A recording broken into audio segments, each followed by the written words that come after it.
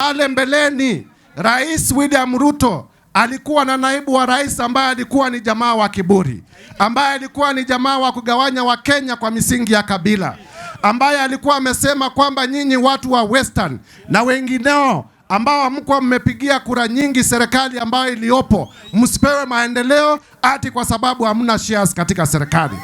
Mimi mwenyewe nikiwa na viongozi wengine nikaleta mswada bungeni, nikasema hauwezi kuendelea kuwa naibu wa Kenya, naibu wa rais katika Jamhuri ya Kenya kama unapagua wa Kenya kwa misingi ya ukabila wao. Jamaa tukampeleka nyumbani. Nimekuja leo niwaulize nyinyi watu wa magharibi, inawezekanaje wakati alikuwa naibu wa rais akutembea hapa kwenu akafanya hata mradi moja wa maendeleo? Wakati alikuwa naibu wa rais alikuwa anasema nyinyi msiandikwe katika serikali, alikuwa anasema nyinyi msipewe maendeleo. Sasa wakati ametoka nje ameshikana na viongozi wengine wenu hapa, ati anatembea huku kwenu. Wakati alikuwa ndani anawanyima, sasa ako nje anakuja hapa anaanza kuwaita mashemeji. Akwende ama asikwende?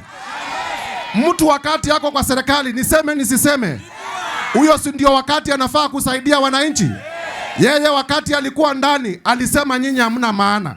Sasa mimi nashangaa itawezekanaje hata viongozi wengine katika Senate walipiga kura wakasema huyu ni mkabila aende nyumbani. Sasa wameshikana na yeye. Ni jambo gani imefanyika? He has not even issued a public apology kwa kubagua Wakenya wengine. Alafu anatembea hapa ati nyinyi ni makazini, ati nyinyi ni mashemeji. Mwambieni hatuwezi kudanganywa, watu wa Western tunaionea 18. Kweli si kweli?